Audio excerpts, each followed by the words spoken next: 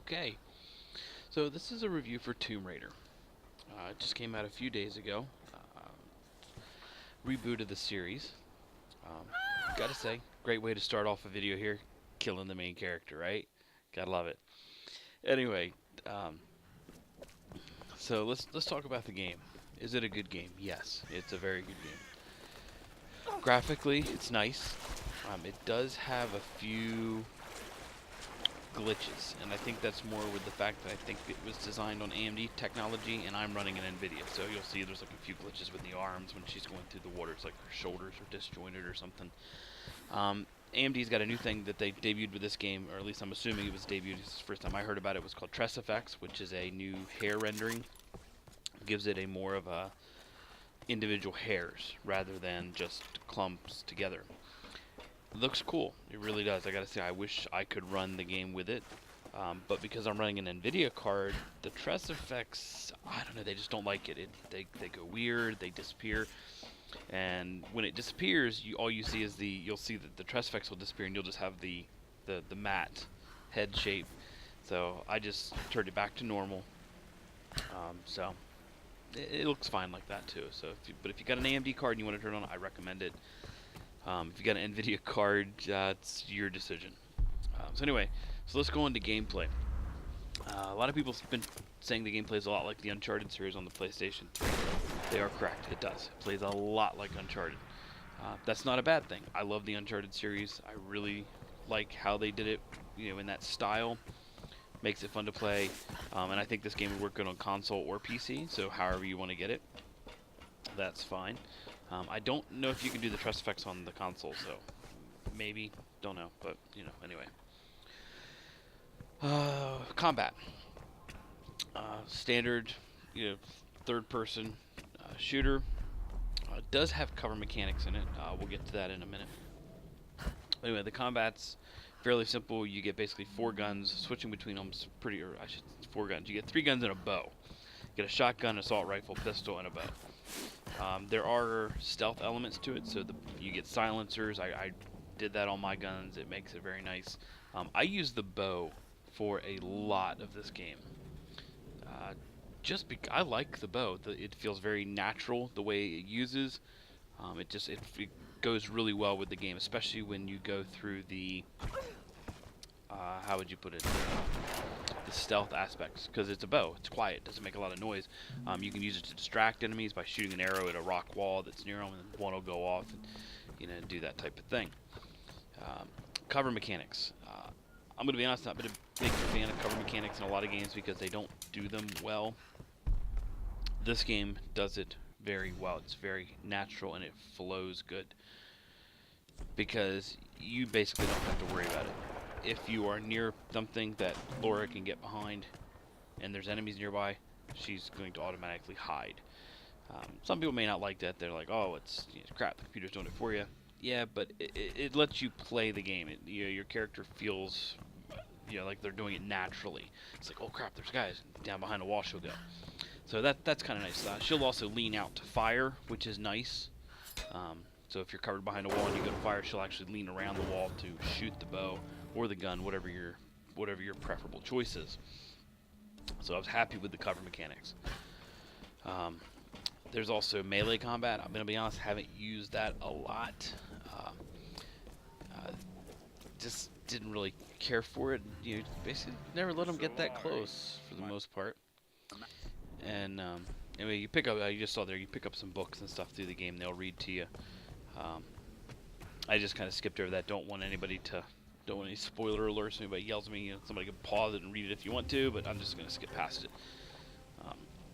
But anyway, the books will read to you, so that's kind of nice. Laura will talk to you at things too, just like on this. Kind of gives you a little insight and stuff.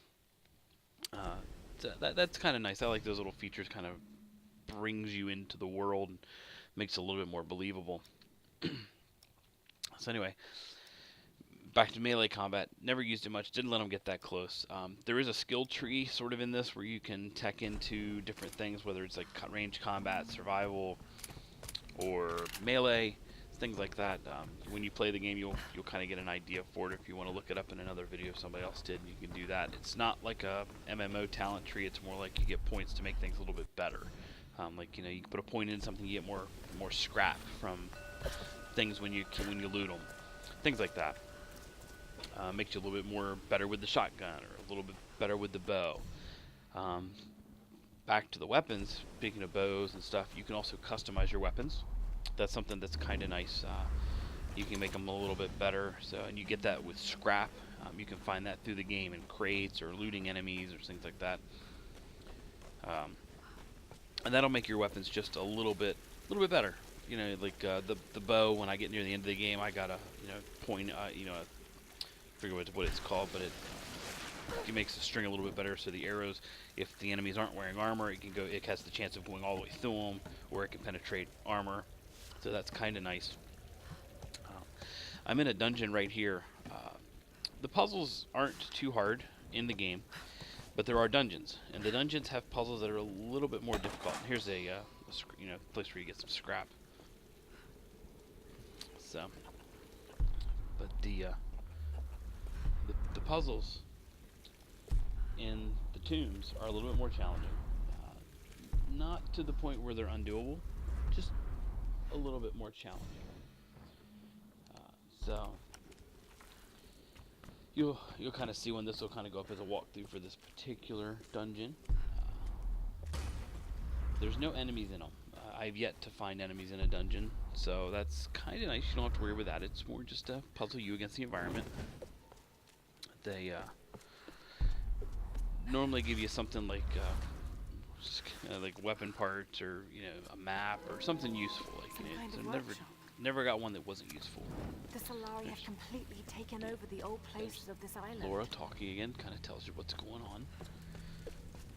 Some people care, so I do. I like it. So the puzzle in this one was a little different. It wasn't as hard as some of the other ones. Just to give people a thing too with puzzles in this game, don't overthink things sometimes. Sometimes simplest solution is your best option, which can trip you up sometimes, because you're looking for, okay, I got to do this and this and then this, and sometimes it's not that difficult. Like a little bit later on this one, this wheel that's above me right now, I'm thinking, oh, okay, I gotta move this wheel, and then I've got to throw the can past the wheel. It's like, no, it's not anything, not even that complicated. You'll see things like those stacks and things you can burn through the game too. But controls on the game too, very nice. Even with the mouse and keyboard, works very well. Can't attest to how it would work with, say, like an Xbox 360 controller, but I'm going to assume if it's like Uncharted, it probably would handle well for that as well. The sound in the game is amazing. Love the sound, love the voice acting. Side characters, they're okay, but they're side characters, so that's what they're supposed to be. So voice acting for Laura, though, awesome.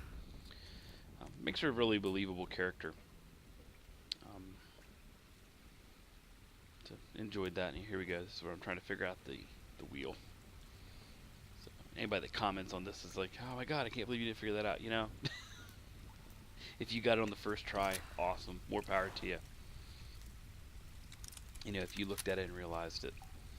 I didn't. I thought I was kind of overcomplicating. I thought I had to throw it past it, so. Because you'll see me, I'll shoot it here, and I'll pull it to get it swinging, and then I'll pick up a can. Like, okay, gonna wait for it to go die. Oh, I didn't have to do that. It's like, oh, okay, that works. Also, you've seen this a few times that I've done this, where I'm doing this, makes the screen go black and white. And that is Laura's survival sense. You'd use that by pressing a button, whatever key you have it mapped to. It's Q on my keyboard. I don't know what it is on the controllers. What that does is that gives you a sense of things that are interactable, that you can interact with, or maybe key points. There's also a point you can put into that shows up treasure on your maps.